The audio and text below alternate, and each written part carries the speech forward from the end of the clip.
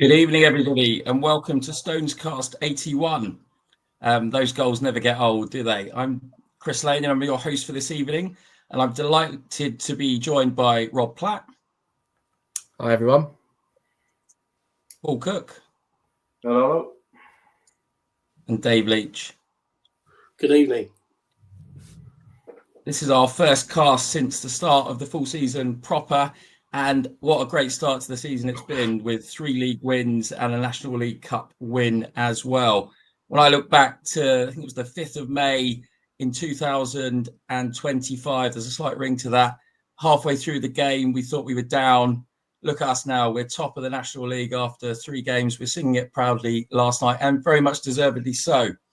So today we're going to look back at those first 3 games, or 4 games, including the National League Cup. Review what Cox has done with his recruitment, what's worked well, and what's perhaps areas for improvement or things that we might want to consider going forward. And then we'll also have a look at the next 4 games that are coming up before our next StonesCast. This time of season, the games come thick and fast, and I think we're already starting to see the benefits of our early home form. We've got a couple of other home games to come, and I think it's going to be a really important period for the club. So let's get straight to it.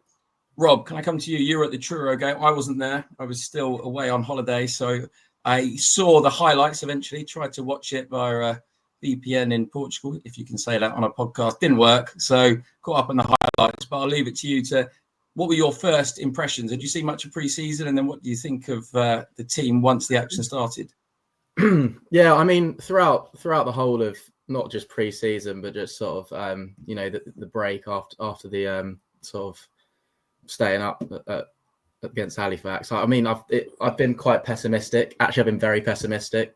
I think even though, as season by season, it's always the same old, we'll feed off the scraps when it comes to getting players. You're still comparing yourself to other teams that get players early on, sort of in the sort of early June or maybe even late May sort of period. Having said that, going into this eve of the Truro game, I was starting to, think, right, we're going to get 3 points here. I actually felt quietly confident. I actually only saw 1 pre-season game, which was St Albans, which was actually really, really poor. But the pre-season results and just looking through highlights and what other people have said, we played pretty well in pre-season. We couldn't really complain. Not that I usually take anything from pre-season, but yeah, I was quietly confident for Truro, and I think it was out of. I mean, I know we're going to come to the remaining games. For me, it was probably the scrappiest of the league wins that we've had. I think. I mean, even just sort of the first goal was, it's obviously quite well executed by Enzio, but it was just it all just had a sort of scrappy affair about it. So it felt like when I came away from the win, it was two poor teams that will be down there. But you can only beat what's in front of you, right? But I didn't actually take much from the Truro game. I thought we played okay. We were just better than the poorer team. I really just didn't take much from it. Say that was a relegation 6-pointer for you, Dave, early in the season. I mean, Truro, newly promoted, they got a long way to come up to all of their games, but obviously a long way for clubs to go and visit them. Do you think they're going to struggle on the basis of that game? I think it's very early to say who. I mean, it might be who's going to struggle and who's not going to struggle. You'd feel like Truro probably will struggle because obviously they're a long way from everyone else. Must be harder for them to recruit players, to play at this level. I don't know what their connections are with other clubs down there, whether they can bring other players in or whether they'll just get used to playing at this level and improve. I thought the game itself, I thought the first half was, like Rob said, was scrappy. No one really dominated it, and just scored at the right time, just before half time, which is always the best time to score in a match. You take that confidence into half time. I thought we were a lot better in the second half. And I mean, I won't keep going about the further games, but I just kind of felt we won those, the second ball challenges. And we just imposed ourselves on the game, I thought, in the Truro game. Dom Hutchinson took his goal really well. I just felt positivity. I felt a real sense of positivity, and I mean, I'm not really at the moment concerned about the quality of the opposition, because I think that the one thing that I've seen is just the commitment of this group of players. I think whoever they play against, I think they're gonna be all right. And I don't want to talk too much about the games other than the Truro game, but I just think that it may have been helpful for Wealdstone to have a start of the season where they've had home games, an opposition that may not be at the top of the league, and kind of they're able to impose their style and how they want to play, and get confidence with that way that they want to play. So, maybe it's just been quite fortunate that they played the teams that they have at the start of the season, and it's enabled them to get confidence. And, I came away from that game with a really good feeling. You, Paul, did you think we've started to see in that game and since any sort of Sam Cox ball yet? I mean, what's really noticeable is the size of the players. I don't think we've ever had a team that's got so many giants in it. How did you sort of feel that, we shaped up, and the way that he set us up as a team, and what that meant in terms of sort of making an impact in that first game and others? Yeah, I think we're going to need a bigger tunnel, I think, besides some of them players going off the pitch. I kind of, the first game of the season is a funny one. Well, I think we're always in that position where we're one of the latest assembled squads, and the team is getting to know each other. We've got a handful of players from last season, like the core, I'd say. But there's obviously we had a lot of outgoings. We've got a lot of incomings. Players coming in late. They've got to learn to play. I know they're all decent footballers, but you still got to learn how to play each other. You got to know these little things. You know if you play with someone for a long time, you know what their runs are going to be. That stuff hasn't happened yet, and I think the first half of Truro really showed that. It was a bit of it did feel like kind of not a pre-season friendly, but something like just a nothing first half. And Dave's right. The goals before half time certainly settled my nerves. So I went into that game thinking, I'm not saying a 6-pointer, but one, I thought, the noise at the start of the season, we're going to struggle. I thought this is really going to, if we're going to do something, we've got to get someone out of this game. So that was for me an important goal before half time. Second half, I think the subs changed it a little bit as well. I just felt, to me, in the first half we were a little bit overrun in the middle. I think we were missing, I guess, kind of the Alex Dyer type midfield general holding all together. And it just felt like we were very much not using that part of the pitch. The subs come on, did Barnett change a bit more? We've got Dom came on, I think it was Chikuna come on as well. And we just looked the better side. I think we were worthy winners at the back of that. I think 2-0 was probably the right score. I thought Truro were not great. Again, I don't know. I don't really know much of that regarding their squad, how long they've been together, but I think, as Rob's mentioned, that I would say we were the best of the two poor teams from that game. But I never kind of expected us to come out all guns blazing. I think as the next few games come in, I mean, don't get me wrong, I'm happy to be top of the league. Why can't if you're not going to be happy doing that? But you're doing the wrong thing. It's the wrong sport. But I mean, the league table is kind of irrelevant to me until 8 games in. So whilst it's nice to sing we're top of the league last night, it's not really something that if we're at the end of the season, then I'll be mightily surprised. But I think we'll start seeing the team playing more as a unit. I think we've seen that the last few games, the 3 games we've seen, taking away the League Cup game. I think you've seen a few more. We just seem to be gelling a bit better. I think we'll come into it, I guess, later on. But I think maybe 1 or 2 more players would certainly help. Certainly on the front line. But yeah, I mean, 2-0 home, clean sheet start of the season. It was a marked contrast from last season. Getting those 3 points on the board, and we'll be fighting for every single point for the end of the season. So getting those points already was a nice start to the season. And kind of left that ground feeling really confident. And the subsequent matches have gone in a similar vein. Yeah, definitely had seasons where we've not won on the first game, and so much of football is about momentum. And I think you just got to get the points when you can. We saw how much we survived by last year, skin of our teeth, and already having 9 points, it really sets.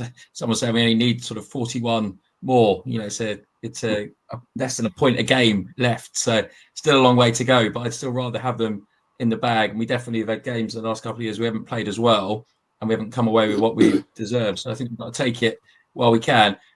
We'll talk a little bit about the National League Cup. It'd be good to get your views on sort of our involvement in it. You know, whether you went last year or you planning to go this year. There's obviously quite a lot of money involved in it. And what does it tell you about the sort of size of our squad and the squad depth? We obviously had a bit of rotation in that game, understandably. Was there anyone that sort of stood out? Do you think some of those players are really going to be our sort of National League Cup stars, do you think, Rob? Well, I mean, I don't think they're going to be a National League Cup star, but I watched the game. I watched the whole game on YouTube. And going back to actually your previous question, I think I am more interested in it than I was last year. I think I actively chose to not really be interested. I thought there's too much football anyway. We don't need this. However, it's obvious that it does bring in quite a decent amount of money for the club. So, you know, and it is a great chance to see, to watch some of the sort of squad players. But the player who stood out for me was when Massey was subbed on, and watching him play. I mean, this is the first I've ever seen him. I think he was announced an hour or two before the Wolves game. He just, from watching it from sort of a bird's eye view, you can just see that he's just a step ahead of everyone. He just glides through just through midfield into. Well, he was actually going back to yesterday, Woking. He was actually dropping very deep, but we didn't see that against Wolves or really Halifax. So that was quite surprising. He looks like kind of a complete player. It was a shame that NYC got subbed off, because I actually thought he looked okay at Truro when he came on. He sort of had something about him. So I don't know if it's been announced how long he's out for, but I think he did a hamstring from what I heard. Yes, I mean, it was a short-term loan, short-term contract anyway. So, but I mean, look, we've obviously started to put a decent squad together. We've got a few players clearly that have been signed for this National League Cup. I'm thinking maybe sort of Diarra, you know, and can't remember who else we signed recently, but yeah, I feel like, you know, we've recruited well in that they might be relatively cheap options that can play in this tournament. Definitely, I think I don't know if any of you guys have watched the Gazun, is it No Tomorrows? Not quite sure about that title, but the new series which is featuring the Stones this year, which is really interesting. We've had a couple of snippets already, but it's clear, you know, Rory's come out and said we got our recruitment wrong last year. I think for me that there's something in that. I think that it's worth taking a punt at some point, but with our resources, you do have to go for young and hungry players. And actually, if they can end up playing against the young academies, you know, it's a great platform for us as well, for some of our younger players. Massey, I would agree, like last couple of games, Paul has looked really class. He looks to me maybe, you know, Aaron Henry Mark II first time round could have a real impact for us. Yeah, I think you're right. I mean, he's come from Millwall, and reading some of the comments on the on X, Twitter, the Millwall fans are surprised he's come down or come to this level. They think he can play, you know, League Two, League One. You know, I think it's a bit of a coup for him to play for us. And I think from the couple of games we've seen, yeah, he's been a kind of one of the standout players in the team. The first one was the League Cup match. He came on. He looked a cut above everyone else, and I think he's kind of followed on that even in the proper matches, shall we say? You know, for me, he's someone we need. I think that midfield. I don't know where he's going to play. I mean, I think as Rob said, he's been playing deep the last couple of games. I don't know where his best position is. We haven't seen enough of him, but you know, he's an exciting player, an exciting prospect, and one I think we're pretty lucky to get, and I think it shows a lot about what the recruitment's doing. I don't know how we've managed to get hold of him. I don't really know how the inner workings go right now, recruitment, and who's got that contact with Millwall. But it's certainly someone I'm excited to see. I think he's going to be key to this team, key to that midfield working, and you know, box to box. I don't know. Let's see where he's going to play. I don't know, but the first few games or the first couple of games I've seen, yeah, he's someone I'm definitely going to keep an eye on. One thing I read, I don't know if it's true or not, is that he and Max didn't start the game against Halifax because we needed a certain number of starters from the National League. I don't know if that's true. That's an interesting one as we go into the season. It's a funny law that it's funny ruling. I don't understand the reason behind it. Not really kind of interrogated it that much, but yeah, that was the reason they didn't start. Sorry, Paul. I saw that. Was it Rochdale who subbed off their player after 1 minute just to get around was it Rochdale? I believe it was. Yeah, one of the northern clubs, just to get around the rules. I mean, that kind of, there's us saying that we're sort of giving it a bit more greater importance for this season, but when that happens, it sort of kind of makes a mockery of the competition, really. But that just shows how much football's being played. It's obviously something that the manager feels that they have to do to get the best out of their players, but it's just a shame. Yeah, it's a shame that it's impacting on league games. I mean, don't get me wrong, I'm one of these people. I say it quietly. Actually, I quite enjoyed the League Cup last year. I went to a couple of the matches, watched the rest online, or the other two. I think the other two online. I quite enjoyed it because the players you don't normally see. We don't play in county cup games anymore. We don't do that. So it's a kind of way of seeing fringe players and see gives players a chance. Even if players coming back from injury or whatever, it gives that kind of that squad basis. But yeah, I don't like the idea that it's impacting league games. I don't think that's right. I think the league games, that's our bread and butter. If that had an impact, and I was potentially, let's just mention Chris staying up by such a fine margin last year. If we had to sub a player or had to drop a player because they'd played in the League Cup and that had an impact, I don't like that. I think I don't really. Yeah, they're trying to make it, I guess, more have better players in that competition, but yeah, I don't like it. It doesn't sit right with me. I guess the amount of money we get from it, Dave. That's like if it's like a lot, thousands of pounds for a win, and if you progress, that could also make a difference, couldn't it, in terms of signing players later down the line? Indeed, I'm all for it in that respect. For us, a club like us, yeah, I know there's a lot of negative press about the company, but I think I'm all for it for us because I think it's perfect for us purely for the money. Dave? Yeah, I kind of think that I hear what Paul says, and I think that the position that Wealdstone are in is somewhat different to one or two of the other clubs who have chosen not to go into the competition. They may be aiming to try and get out of the league, and they see it as something that's getting in their way. But I mean, I'm not sure. Is it £8,000 for a win? I think it was something like that. And I'm imagining that Wealdstone can't afford to turn that down. So really, I can see why they're putting out the strongest team possible in it. And you see some of the other teams are playing a bit fast and loose with the rules, and taking players off after a couple of minutes. But if you look at that, Rochdale are one of the biggest teams in the league, aren't they? And I mean, you would kind of think that they would be going for promotion, and maybe they are playing around with the rules a bit. Whereas I think Wealdstone are looking at winning the games and winning it, getting the £8,000. And each time you win a match, if you win 3 games, you obviously get through to the next stage, and there's even more money. So I can understand why they're taking. And I think as supporters, really, I can understand why you'd sit at home and watch it on YouTube as opposed to going, because it's just another game and it's more money and yeah, I get that. But I think there is definitely, I'm interested in it. I'm interested in it because it gives an opportunity for Wealdstone to bring players in that could fit into the team group. It gives them experience, and like we've said already, that a lot of these players joined quite close to the season, so it gives them more time to bed in with the other players and play these games in a serious context. I saw the second half of that the Wolves game. I thought Sak Hassan was really good, positive, putting some good corners, and he's somebody I think that Sam Cox has mentioned in the interviews that he's very much in his thoughts about playing. So it's giving playing time as well to players that otherwise wouldn't get that, might not be getting it in the first 11 at the moment. So no, I'm kind of thinking that it's a shame that the competition was brought in. because it does feel like it was brought in because of the FA Cup.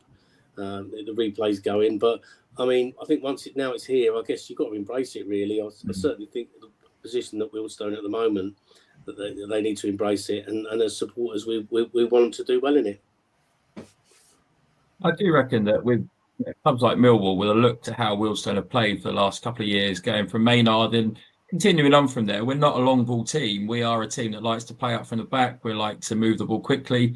They're not going to let Massey go to a long ball team because he's not going to have any use there. Whereas actually, that's a real challenge for him. I still think it's a real coup. I agree with Paul on that. But actually, the more that we have these links with some of the clubs and they say Wealdstone, they play a good style of football, it's a competitive league, they may well be inclined to send players our way as well, which is really encouraging. I guess if we move on to the second game of the full season, Halifax at home, we'd obviously played them at the final game of last year where they had been sort of in and around the playoff spaces, fell away towards the end. Was meant to be an away game. And I know there were some fans that were really understandably frustrated at not being able to get up there, particularly because it's a great away day.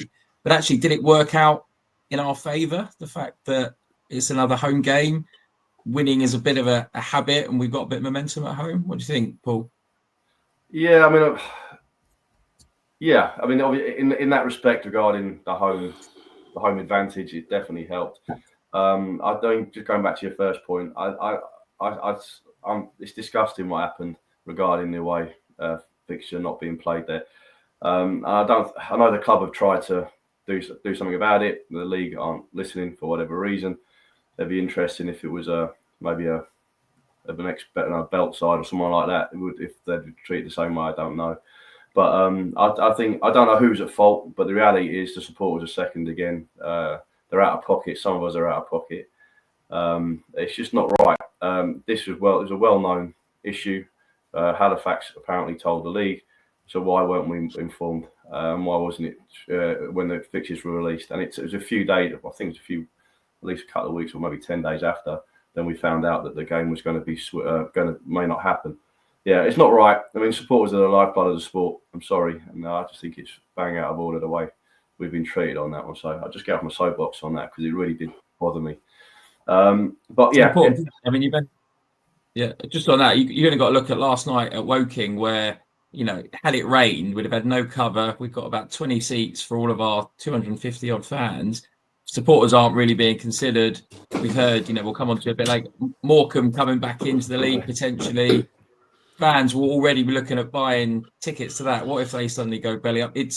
We are definitely a secondary thought. And I do like to think that at Wealdstone, a bit more thought is given towards some of these things, but we really are at the mercy of some of these clubs, which is really don't get me wrong. We've had games called off before because of weather, but that's part of the game. And I accept that. That's just Mother Nature saying, no, sorry, the game's not happening. I get that. But when it's something like this, it's just inexcusable. And I do. I'm bitter about it because I think it's wrong because it's just same old. I think I think that the club did what they can, but again, for whatever reason, just falling on deaf ears. And the supporters are out of pocket. It's not a cheap hobby, traveling, especially in this league, traveling around up and down the country. And so it's yeah. Anyway, I just want to just make a point of that because it really did bother me. Going back to your other question, is it? Let's try and look at half glass full. It was a positive. Home advantage has to be a thing. We have to make the Vale a horrible place to come. We've got Carlisle coming down on Saturday. I'm hoping they're going to hate it there, as in the team. It's a ground that probably the thing. What is this? We know it's not what they're used to, and we have to take advantage of that. The slope, all of them kind of things come into play, and I think the game against Halifax, there were other things that kind of fell. I think the sending off certainly turned that game. I'm sorry, not sending off. Sorry, was it sending that one? No, it wasn't sending off. Sending off. It was. Yeah, I think there's a few things that happened on that one, but yeah, I think the team. Yeah, I thought it was we played okay. I think we deserved the win in the end. I know that the ref kind of got a bit pelted from both sets of supporters. I think as you say, that we've got to make the home make the Vale a fortress and take advantage. We've got a few home games coming up as well. Let's get these points on the board. What do you think, Rob? Was it a penalty? Was it a sending off? Because I mean, luck is a big part of our season as well, isn't it? So initially, that just from watching it on the behind the goal, I thought that it was a penalty. I wasn't that surprised, and I thought I wasn't sure about the sending off. It felt like it happened really quickly. I think I can see why the ref, watching. I can see why the ref gave it. I think it's fair enough. I thought when we conceded the penalty, I thought, okay, fair enough. And with the red card, I don't know. It's one of those ones where I think with both decisions, if they went either way, you can see arguments for both of them. Really, I mean, the red card, especially, obviously did change the game. But even though we conceded, we conceded after the red card, didn't we? Yeah, we did. Yeah, I mean, which wasn't a free kick. Yeah. I mean, but I felt really confident that we were going to score again. There was, I felt with the Halifax game, we really started to get into our own when going forward. I had complete faith sort of in. I really like our defence. I feel, really confident that they're going to put in a good shift. And look, they've had the odd, sort of poor maybe decision, or they've got a little bit of weakness. I think Dante could have done better for the Halifax goal, but overall, I think the midfield and the forwards are going to feel really confident with them behind them. So I didn't think we were going to concede even when it was 1-1. I thought, right, it's only going to be one winner, and we did. I thought we looked better against Halifax. Obviously, we were also coming in winning the Truro game. They lost. Was it 4-0 to Braintree on their first game of the season? And you sort of think, oh, okay, maybe we could like Paul said, take advantage of these home games and get 6 points after 2, and we certainly did that. I think, I mean, sorry, I know we're going to come on to it. I think our best 11 that we played was the Woking game, though. I feel like we made the right subs, however, in the second half against Halifax, and I think Cox did make the right subs, but I think it did start off a little bit slow again. And I guess that was maybe the point we were talking about earlier with the National League and whether we, someone like Massey coming. I thought Max played pretty well the other day, but we've got options, which is good. I don't know, Dave, what about Dante? I would agree with Rob that I think he probably was at fault, or at least partly with the defenders for some of the goals, but he's also pulled off some absolute worldies. I mean, what could you see him having got to this stage? Do you think he's the answer for the rest of the season? Definitely. And I'll qualify that because I think that one thing about our goalkeepers over the years, we've had some very good goalkeepers, but the reason why one or two of them play in the National League is because they may make one or two errors, and at the end of the day, I think people are be a bit harsh on some of our keepers. I remember we had Sam Howes here, and I thought he was a really good goalkeeper, and I just think that that there will inevitably be something in a game, in a keeper's game, where someone will say, "Oh yeah, but they don't do this and they don't do that," and you think, well, you're probably being a bit harsh. I think he's brilliant. I think he's a fantastic shot stopper. He's really commanding figure. He's saved Wealdstone on so many occasions already this season. Yeah, maybe occasionally, might make the wrong judgment once or twice, maybe with some one or two clear outs or passes to people. But I mean, I just think in the grand scheme of things, he just looks a really good goalkeeper. And yeah, I mean, for me, he's definitely Wealdstone's number one at the moment. He's so quick off his line as well, which I really like to see. And as Dave said, like he's pulled off some incredible saves, and I know it might have sounded that I was sort of thinking that we could have better options or brought in better options. I think he's brilliant. I saw on the forum, I did see on the forum that he's the best goalkeeper we've had at the Vale. I'm not sure how I feel about that, but I think again, as Dave said, it's so rare for a goalkeeper to have sort of, have everything, every attribute that a goal, the sort of perfect goalie would have, So I think you've just got to appreciate what you've got, and when he pulls off saves, like I think the save that he pulled off just after Woking equalised, that was incredible, because that they were sort of, for those 5 minutes, really on the front foot. So those sort of saves change games. So it's an unforgiving position goal, because you know you make a mistake and it's no one there to back you up. He's done nothing wrong. For me, he's done nothing wrong. He's absolutely the number one goalkeeper for the club. And long may continue. I think he's done really well. Yeah, you can be ultra picky and say, yeah, he should have done it. I think the whole goal against Halifax, he got his hand to it. Should have been a stronger hand. I think the penalty save as well. I know the first one, came straight back out. But these are all little things you're being picky. And when you're winning, it's easy to be picky, I think, as well, because you can think, well, how can we improve? But yeah, for me, 100%, he's our number one keeper, and yeah. And I think he's our best keeper since Wickings, and that's my honest opinion. I think we have had some decent keepers, don't get me wrong, but for me, yeah, absolutely, he's our number one.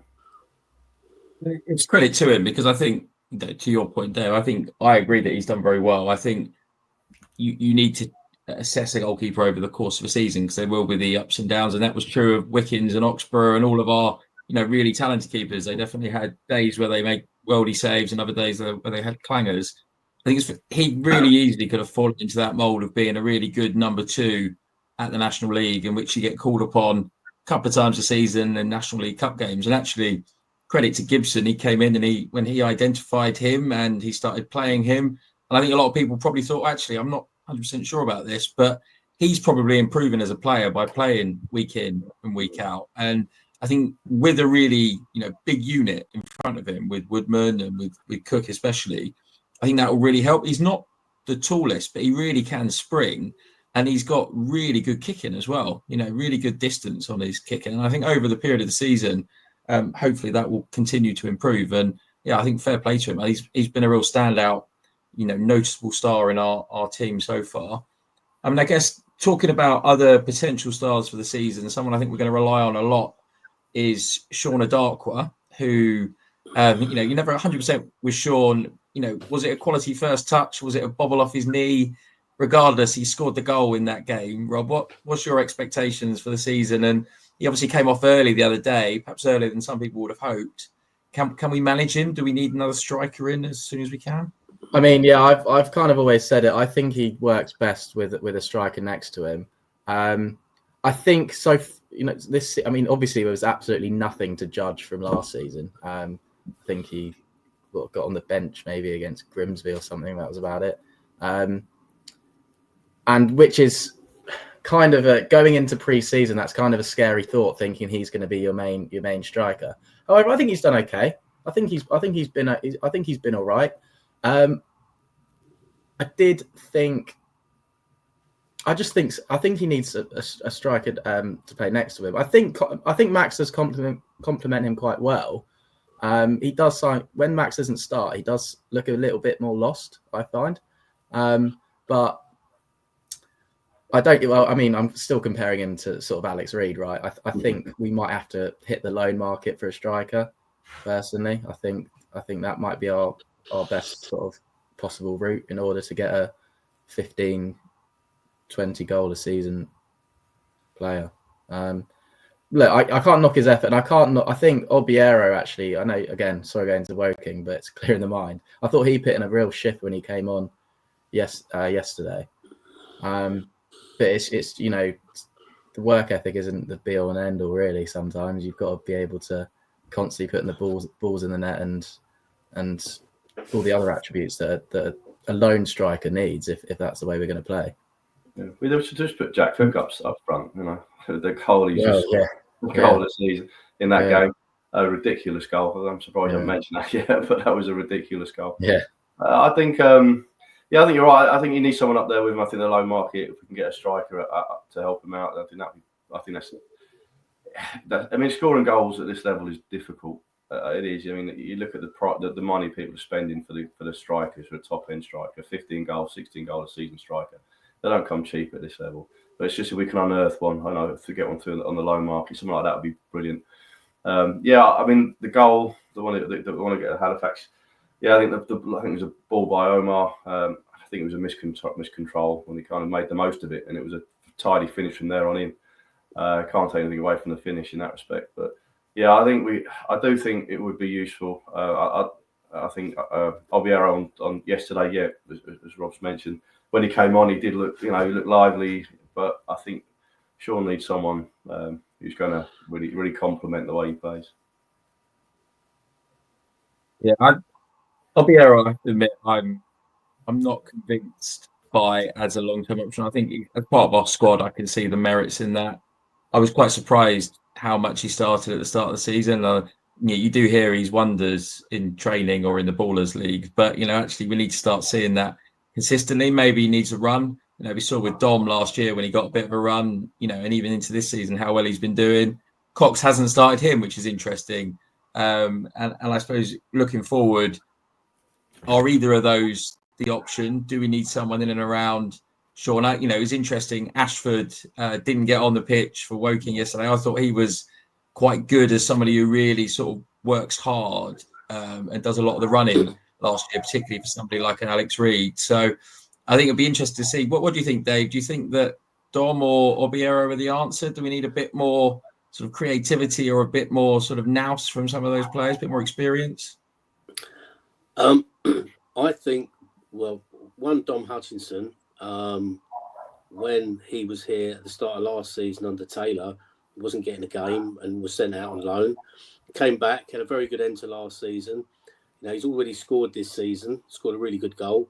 We've only played 3 matches. I think Dom Hutchinson's a really good player. I think he deserves, he should be in the squad, should be given a chance. I don't really see any need to bring anyone in.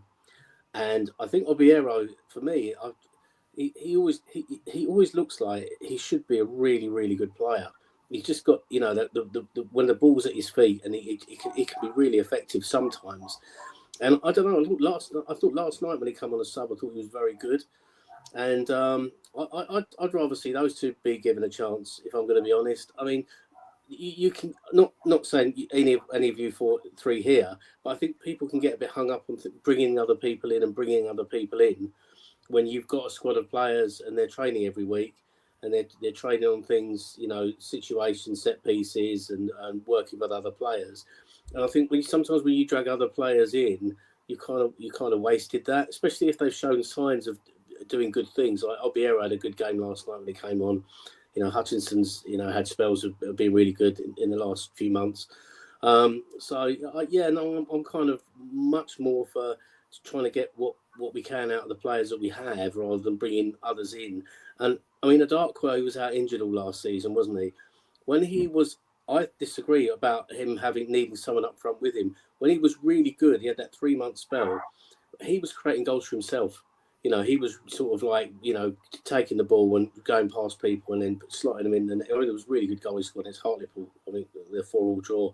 And there was a spell there where he was electric. And I mean, I think if he can get that form back, I'm not so sure he necessarily needs someone else up front alongside him with that we haven't got already. I mean, I think Kretschmar is looking really good. I mean, I can only go by what's happened in the last few games. And I just think they just all look a lot better this season. They just look a better group of players. And I'm not saying they're better players. I just feel that there's just more intensity amongst the group, and everyone who's coming in is really trying to sort of, cement their place in the team. So I'm quite happy with what we got, to be honest, at the moment. And I'd just like to see them get a few games. I think so much of it is margins, isn't it, in this league? We know that already. And even in the game, like that Halifax game, I think if we'd have let the penalty in, I think we probably lost that game. It's amazing and then the sending off goes in our favour. It's very small margins. And I think what you did get with an Alex Reid last year is when he was through 1-on-1, you thought he was probably going to score. Now, if Sean goes through 1-on-1 and he's got time to think about it, you're maybe a bit less sure of that. He's a really good instinctive player. And I do think that, we're talking him up, and I think rightly so. Someone like Massey, you can just see that he's got an element of quality, and I think with only one loanee in so far, I think that may again be our route. How can we have that value add? I mean, where would you go to strengthen, Paul? We've got a good start, but you couldn't. Sometimes that's the best time to strengthen when you're doing well. Yeah, strengthening when you're on top is always good. But I know what Dave's saying. I understand what he's saying. I do agree to a level, but I've always scoring. I've said like what I said a minute ago. Scoring at this level is so difficult. Dom's done well. I mean, when he's come on his goal he scored against Truro, all about his kind of tenacity and getting there and following it back in and scoring. That's the kind of play. And he has been a different player since he's come back off loan. He's been. I'm not going to fault him for his effort and what he's trying to do, but I suppose we were spoilt last year with Alex Reid. I'll be honest with you. I mean, he was an X factor player. Most of the time he'd put the ball in the back of the net. He did it 20 times for us. I mean, I couldn't tell you the last time. Certainly not at this level. I mean, it's to do that. That's what I'm looking at. So for me, if we're going to strengthen, I would like to see maybe another forward come in to complement the team. Obviously, it's a squad game. There will be rotation. There'll be players coming off the bench. There'll be players suspensions, injury, blah blah. But I'd just like to see us a little bit more solid, a bit more strength in depth going at the top of the pitch. Defensively, I think Rob mentioned earlier. I think defensively we do look good at the back. I mean, a team with giants. We look really good. I'm happy with that. Apart from that, I know the goal we conceded last night was a comedy of errors, but it didn't hurt us in the end because we ended up winning the game. So yeah, and midfield, I think with Massey in there, Max in there, we've got Omar, who I've been really impressed with since he's been there. I think I've been happy with him. I think he's been really good. We've got Giorgio again. He seems to be playing well. I mean, I could run through the whole team because at the top of the league, we've won 3 games. It's hard to find fault, but there's always spaces for improvement, and I'm sure Sam can see that. And the backroom staff he's got there as well. I'm sure they can see where we can. You just mentioned football is fine margins. It is. It's absolutely fine margins, and it's just trying to getting those margins and trying to help.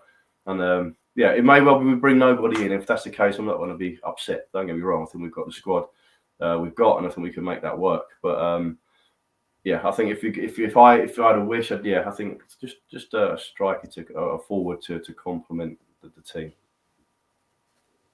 For me, Tiencia, I've only seen obviously the 2 games. Tiencia's looked really good. Given that in the JMS position, worried about what that might mean for the team.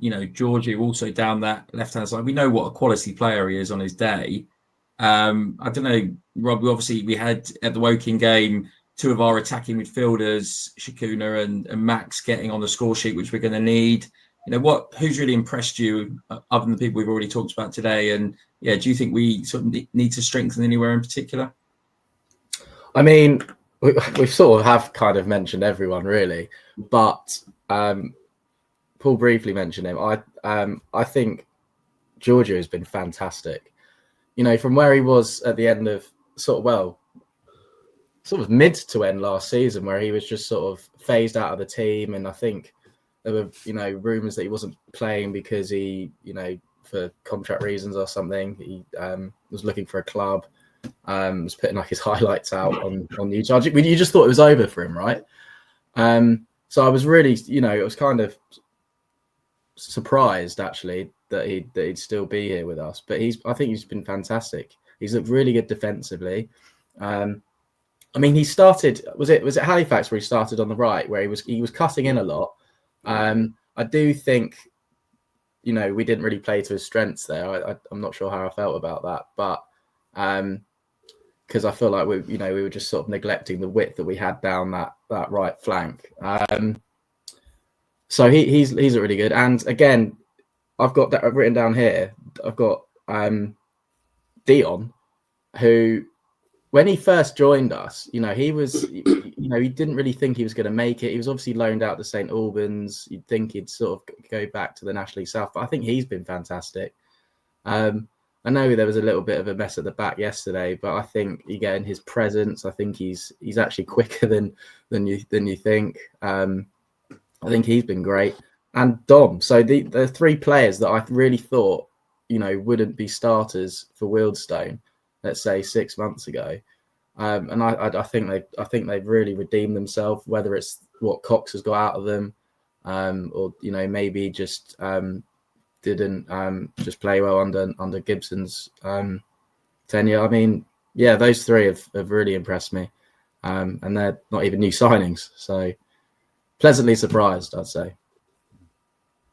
Yeah, and I guess in both the Halifax game and the Woking game, we get a goal, get pegged back, but then to go on to win. I think, again, last season, I'm not sure whether we could easily have lost that Woking game last night. I know they weren't brilliant, but that's a real challenge. That's a real statement, our first away game. I don't know, what was your reflections on last night's game, Paul? It'd have been a travesty if we had lost that. I thought we were a better team. I'll be honest with you. When I went into that thinking, who've won the first two, they've lost the first two. They were looking at that. Let's get our season started, and I thought they were poor. I thought we dominated. We controlled that game. I really did. We started off well. We get the goal. We get the penalty. Another potential soft penalty maybe. But looking at look back at the highlights, and fair play to Woking. The highlight package is really good. They've got different camera angles around the pitch, so I've got to give them credit for that. And there's one where they show where it's right behind the referee, and you can see. I think Enjo was fouled by that. I don't know which number it was now. Who fouled him. But from where the referee was standing, you can see why he gave him a decision to make, and you can see why. Okay, that was it was a penalty. You can say it was a soft one, but from the referee, that's his angle. He's seen. He's given a penalty. Max, great penalty. Put it away, 1-0. And I thought we were a better team all the way through that until they scored.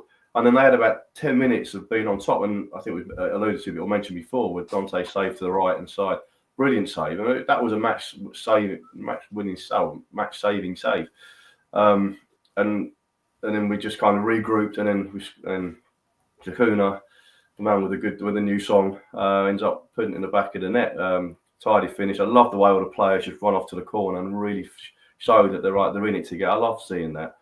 I know it's a late-ish goal, but even so, it was good to want to see him just a couple of people celebrating, the whole team come together.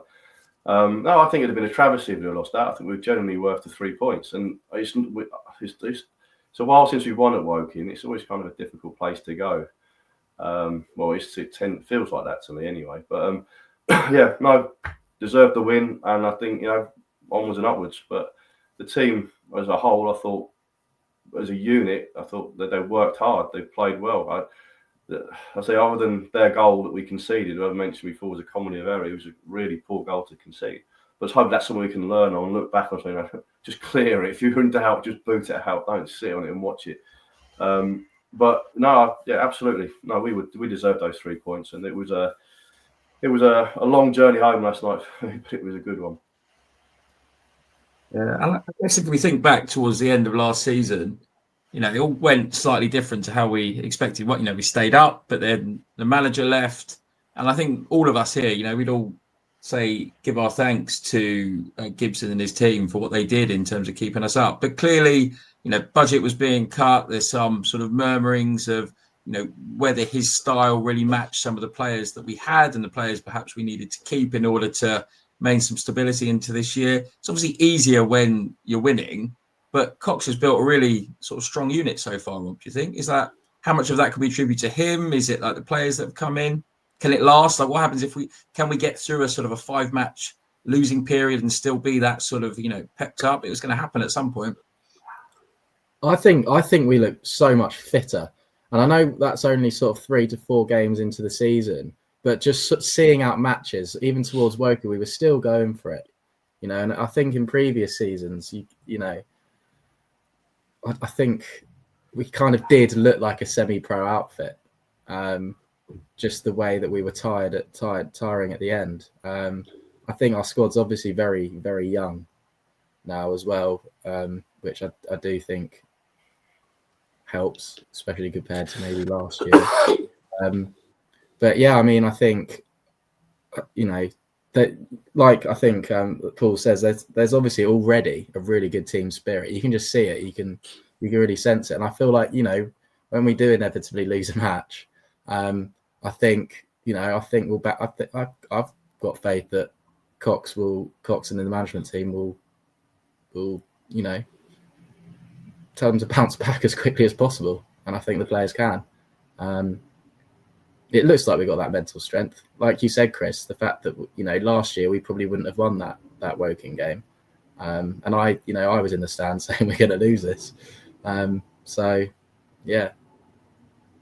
I mean, I have to admit, I was a bit of a cynic when Cox was appointed again. I think actually he wasn't ready, perhaps at the start of last season. I think what he's done so far has been brilliant. He's a consummate professional. He's very media friendly. He says all the right things. I think, you know, there will be a challenge. You know, that's easy when we're winning, but I do think he's coming into this in the right way. He gets the club, he gets the constraints, and he's clearly got a good working relationship with the board so far. I don't know, Dave, what was your thoughts on sort of Cox's appointment, and, you know, how do you think that he's going to be able to take us forward? I was I thought he should have been made manager at the start of last season. After the 5 games that the 5 games that he was manager for that kept us up, we looked a completely different side from the performances beforehand, and I thought that we just looked very calm in those 5 games, which were, you know, but Wealdstone in a really stressful situation where they, you know, could quite easily have gone down.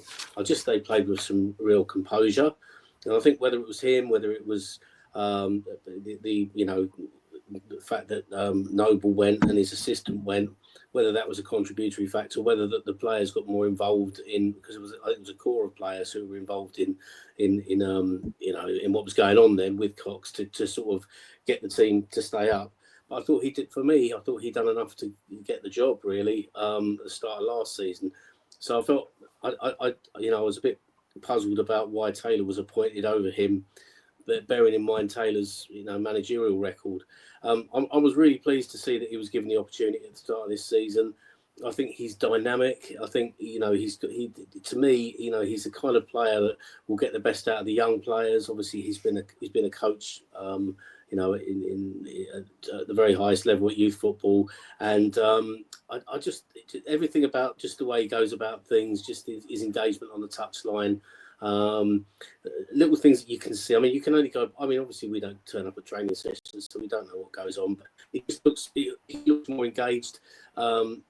The players look more like they're playing for him. The team looks like it has a plan. You know, all the games this season when we've sort of had a bit of a dip during the game, we've managed to pull it round like we did last night against Woking. Like you say, Robbie, at the Paul, they had a 10-minute spell where they were good.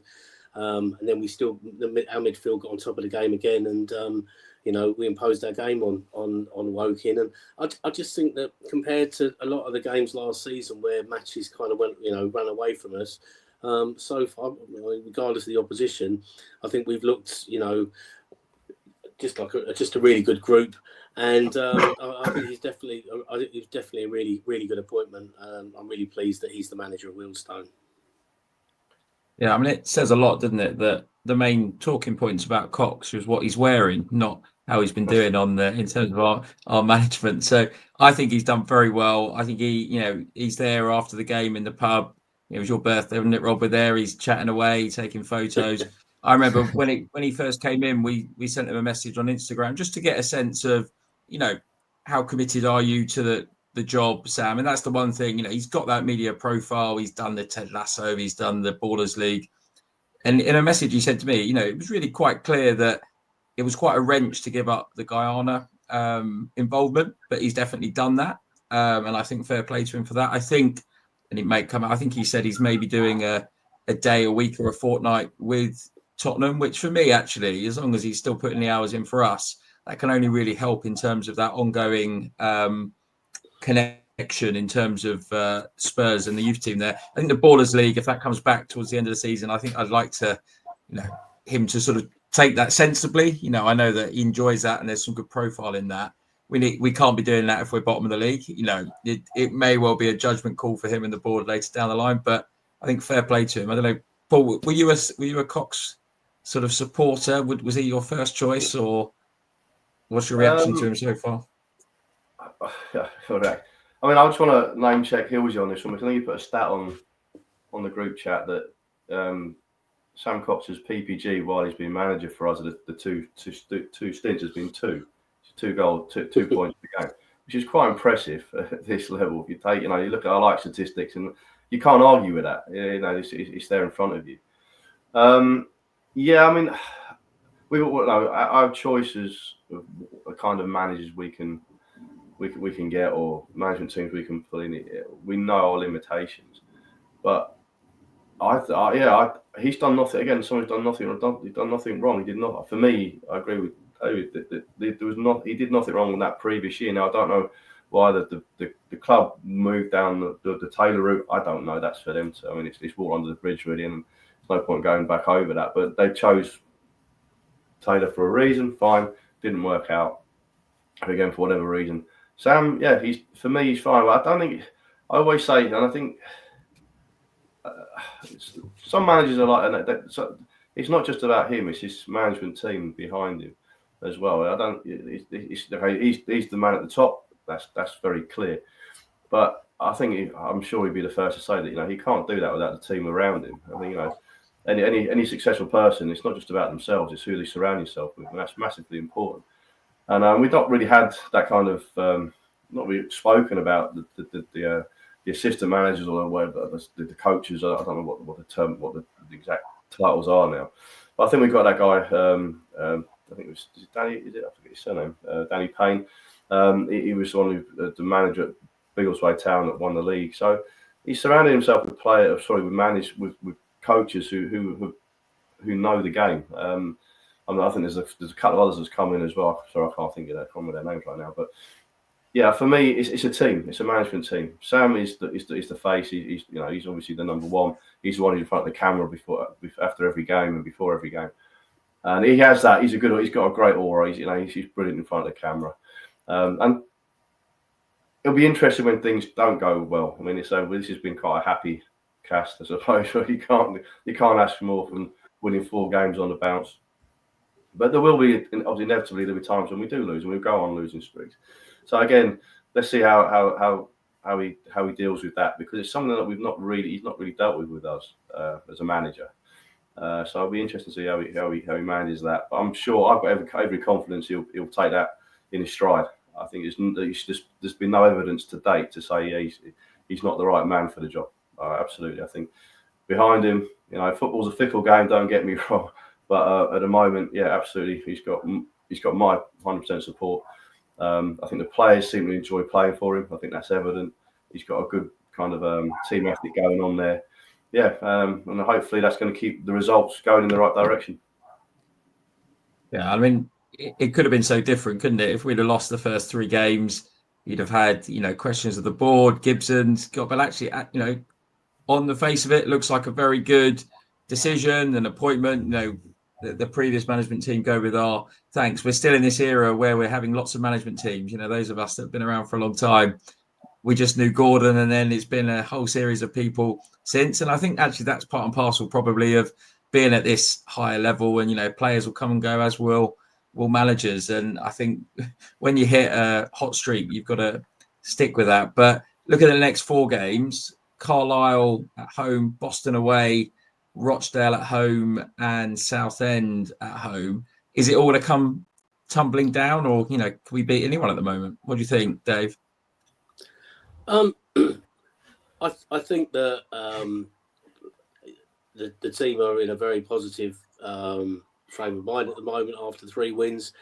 I think that it can take you on to things. If you have like a situation where you're in good form, you can just keep that going sometimes, and success breeds success. It's 2 difficult games this weekend. I mean, I looked at the Carlisle, their last couple of games they've drawn, haven't they? Their last 2 games. They conceded 3 goals in 1 game. I think it was against Boreham Wood. So, their supporters were quite a bit critical of their team on social media. So, with Wealdstone's form at the moment, And with Carlisle probably, being one of the favourites to do well this season, they might be feeling a bit vulnerable coming here on Saturday, thinking that they should be beating Wealdstone and thinking that their fans will, might get on their backs if they don't win this game.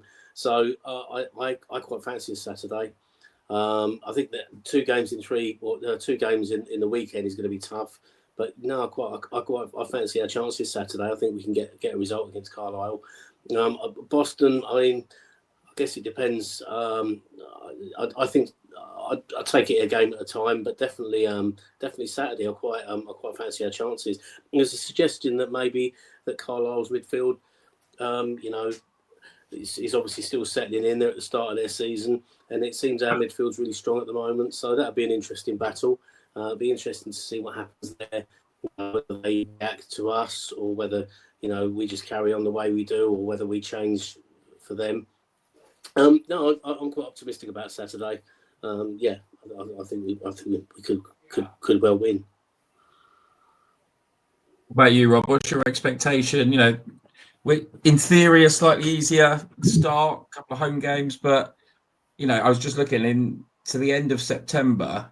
That's 12 games. That's over a quarter of our season. So, if we've picked up another 9 points, in the next 9 games, then we're really well on the way to getting safe. And I think for all our singing, we are top of the league yesterday. It's really, we are staying up is the first priority, and then once that's settled, hopefully we'll have a cup run. But do you think that, do you agree with Dave? Could we sort of take this momentum in and try and grind out a few draws, maybe sneak a win or 2?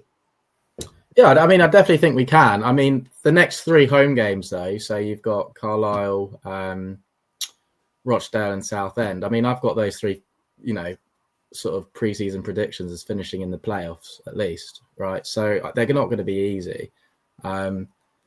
And I think we're not top anymore, guys. I think Rochdale have pipped us to that. But look, they're gonna be hard. They're gonna be hard games. But I do think momentum is such a big factor. I think it might have been Paul that said you've got to make the Vale a fortress. It felt like it hasn't really been. I know we've done well to stay up, etc., and all that, but it doesn't feel like a fortress in sort of as the last few seasons have gone by. If we could really do that, at the where we've got, was it 5 home games out of the first 7 or whatever it is, that's 15 points up for grabs. I mean, that's monumental towards safety, really. I think it'll be tough. I'm actually with Dave. I actually got a feeling we'll get 3 points. I don't know if that's because of the last 3 that we just watched, but I've got a sneaky feeling. 5:15 kickoff, boozed up crowd. Could be good. Could be a good one. I'm still a bit scarred from Boston away last year because we were so poor. So I'm not really looking forward to that one. I feel like that it might come crashing down then, but who knows? What do you think, Paul? Yeah, momentum is the right word. I mean, losing becomes a habit, like we found at the start of last year, but then winning can be just as equally become a habit as well. You find the little things go your way. The 50-50s go your way. The ball's running in. It's just little things like that, and we've got to take advantage of this. So, like I said before, they're not going to like coming down to Sam. I think it's going to be a pretty good crowd there on Saturday. Let's get some noise. Let's get behind the boys, and let's get those 3 points. It's possible, absolutely. There's no reason why we can't go in there. I think, let's win this. There's no reason we can't have the confidence as a team and as a club to say, no, we're going to win this game. Boston. I'm with Rob on that one. I've still got the scars from the first 10 minutes from the last season, which they kind of killed the entire game. Excuse me. I'll take a point there. We've got to get something there. So if there was something from last season, we need to get something from that game. But no, Carlisle, absolutely. Let's do it. Why not? Let's get the points.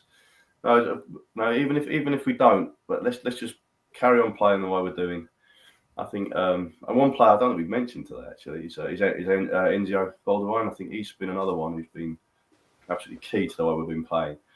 So get him on the ball, get him running at them, he's a good player, and I think I don't see.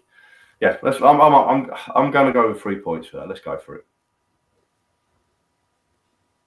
Definitely, and I think what is clear is if we can get on a bit of a run, we will get some good attendances. I thought last night, Woking away, admitted it's summer holidays, we definitely had more than 150 quoted, anywhere up to about 250 fans, lots of youngsters again, which is brilliant. I think it was the highest first day crowd we've had for a long time. I think the next week was a bit lower, but that's summer holidays also for you. So it'd be great if we can continue that. Carlisle at the weekend, I think Boston, especially after just being there fairly recently, might be a slightly lower crowd for that one, but there's still some interesting games coming up. Scunthorpe, Morecambe, if we get the chance to go up there again as well. So hopefully the fans will really continue to get behind the team. I think it's been a decent atmosphere at the last couple of games as well, but it's also how we as fans react when we have some sticky patches as well.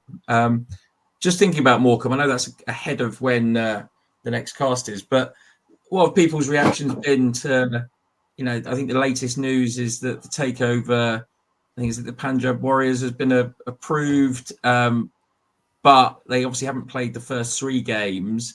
Will be interesting to see if they're able to fulfill this weekend's fixture. Do we think they should be sort of penalised, or is it just a case of rearranging those postponed games? Rob, what do you think? I mean, yeah, I do think they should be penalised for those first 3 games.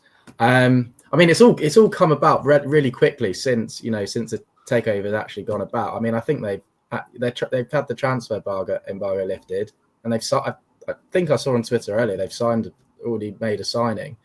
I think they only had 5 contracted players, right, at the time of the takeover, and a new manager as well. It's all going on there, obviously, but I think there's got to be a sort of point deduction. I mean, I'm trying to go back. I know it's different circumstances, and I actually can't remember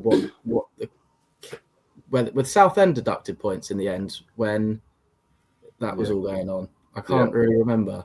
So I don't know why there wouldn't be a points deduction if they fail to fulfill the first 3 fixtures. The reasons for me not that relevant. I feel like maybe a 9-point deduction would be fair, right? Sort of a 3-point each game. I don't know how else they do it really. I guess I'm not really an expertise in that field, but I haven't read it. I haven't read anything about a sort of incoming deduction, sort of any statement or anything. I guess this is all just fans throwing ideas about, but I'd expect there to be. Well, not least, I mean, I'm very happy for them as a club that their club is continuing. But they were one of the 4 teams, and I still probably hope one of the 4 teams that will finish below us. I mean, ironically, at the moment, they're in 21st place because they have a neutral goal difference. You've got Aldershot, Woking, and Truro below them on 0 points because they've all lost all 3 games. I don't know. Looking at that, so what's your sense, all of you, from what you've seen so far and what you've seen around the rest of the league? What did you think about the start of the season? Could we stay up? Has that changed at all after 3 games? Is it too early? Don't know. What do you think, Dave? I think 3 wins out of 3 is just a dream, really. If you want to stay in this league, it just gives you that breathing space.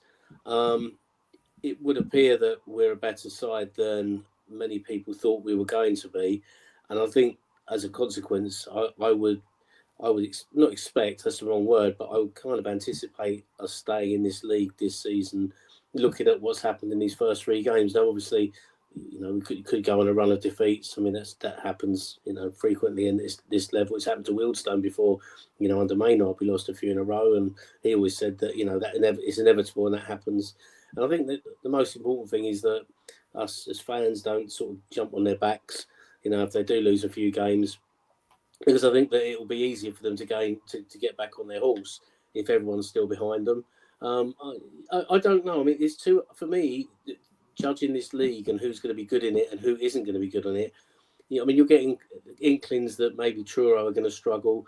I think I've just kind of thought Southend would do really well this season. Looks like Hartlepool with Reed up front. They've always had a pretty solid squad. They might be in the mix. I think it's I kind of saying this the other day. We're talking to someone on social media and having a bit of a laugh about it. But it's almost like the Grand National League rather than the National League. Is that you just can't pick a, to pick a winner in it isn't always that easy. Or to, from match to match, you get a lot of shocks. And I think that I would want to give it about 8 or 9 games really before making more of a judgment on who is going to stay up and who's going to go up and who's going to be a mid-table team. So yeah, that's kind of how I feel at the moment. Yeah. Anyone else? What do you think, Paul? Have we got enough to stay up based on what we've seen, or is it too early? Too early. Yeah, I'm not going to take anything away from what we've done so far. You can't. It just takes this dreamland. Excuse me. But it's too early to say. Like I said earlier, 8 games in, then I'll start looking at the table. I think when we did the preview cast, the season preview cast, I think, or everyone had us down, or the guys on the cast said that had us all at the bottom 3, and I can understand why. At the time we had about 12 players, I think. So you can only judge what's in front of you at the time. I think the recruitment's been pretty good so far. I don't think there's anything to say, any major criticisms there. Just watch this space. Well, one thing I can guarantee, we're going to be in for a bumpy season. There's going to be ups and downs, and there's things Dave said that when we do have those downs, keep remembering, we want to stay at this level. This is what we've wanted for decades. Let's be honest. We want to stay here. We're enjoying it. We're enjoying the ride. And that's what it's about. So, yeah. For me, give it a few more weeks, and then I'll ask me the question again. I mean, there were a lot of people who were quite resigned to us going down at the end of last season. I was always, keen, and I think everyone was keen that we stayed up. But for me, as soon as we go down, it's such a struggle to get back up again. I mean, I was thinking earlier back to that abandoned season, and you look, we obviously finished top on points per game. Below us haven't, at least a couple of leagues lower and struggling at the start of the season. Weymouth, Dartford, all these teams that were in and around the equivalent of the playoff spaces, when you've got the chance to stay up, and you've got to keep it, and I think that's hugely important. And I think what's been great this season is, it's possibly a bit gimmicky, we thought at the start, but this DAZN documentary, it's a little bit more exposure for the club. What a great story. There might be, there's been murmurings of investment on the horizon. Fingers crossed that might come, even though, we saw from last night, you can have all of Todd Johnson's money and still not generate that into success, and be careful what you wish for in the sort of Morecambe situation. But I think hopefully with this positive start to the season, if we can get some good news on the lease, good news on the ground, maybe on some investment, the only way's up really for Wealdstone this season. Yeah, I think you're right. I think you've mentioned, you've alluded to last season, and I genuinely thought we were down, to be honest with you. Going into the last game of the season, I thought we were down, I'll be honest with you. It really wasn't. And it may well turn out to one of them sliding doors moments. I mean, you look, it was between us and Dagenham, and look at them this season. They're not having the greatest time in the south. It's a difficult league to get out of, as we found out. I'm usually quite positive. I try and be anyway. But yeah, I think you're right. The only way is up. There's so much potential in this club. It's just getting others to see that as well. And I think that's what the board are doing their utmost to do that and give us a good foundation for moving forward. And I don't know if you saw the press release today, Rob, about the lease. It's probably sounded too good to be true about 6-7 weeks ago when we had the signing of the heads of terms with the landlords, and the MP was there. Hopefully that's going to have some development. How important is it for you that we really make some progress on sort of the lease, the ground this year, in terms of even keeping up supporters' morale and, potential for investment as well? Well, we need it for the playoffs, right? So that's what. No, I mean, from the statement, it sort of read as if it was more of a delay rather than any sort of real issues going into the agreement of the lease. I think it still seemed relatively positive that the board would, that they'd agree on it. But I mean, look, I've loved the Vale. It's been great. There's always, the talk of the lease there has been the talk ever since we moved in, sort of 17 years ago, whenever it was. So I'm not too worried. I mean, obviously with the stadium on the horizon and everything, I don't really know how I feel, because I don't know really where we are with the stadium, and I'm not just talking about the Vale. I mean, I'm talking about the process from moving there to our new stadium. I don't really know where we are with it. There hasn't been too much talk on it recently. I know that the board is sort of limited on what they can say. That's been sort of well documented on the forum or elsewhere. But look, if we have to stay at the Vale and can stay at the Vale for another 10 years, then I'm more than happy to. Brilliant. Well, thanks very much, everyone. It's been really great. Been a great couple of games. It's all really nice to. We were saying it's a bit of a happy clappy cast. As ever, it's great to have different people on the cast. We've got a couple coming up, and then throughout the rest of the season as well. If you'd like to come on, I'm sure we'll lose some games, so you can have a good moan as well, or hopefully we'll be celebrating, particularly when it comes to the start of the FA Cup and the trophy as well. So do get in touch with us if you'd like to be involved in a future cast.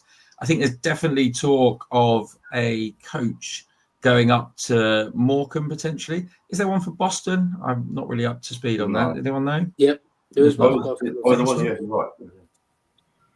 Very good. Well, hopefully plenty of people will book up for that. And we'll hopefully see you all at the Vale on Saturday. So just very quickly, next 4 games, how many points, Rob? 4.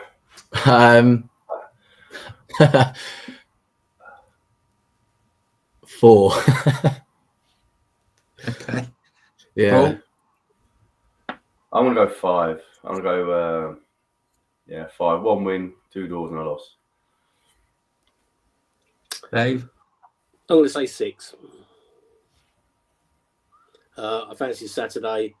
I fancy it's at home to Rochdale. I'm not so sure about Boston and Southend.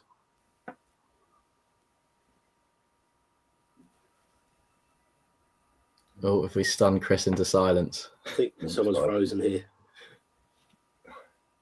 I was back in. You're frozen, Chris.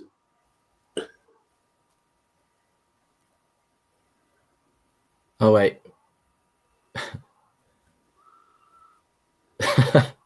His eyes are moving.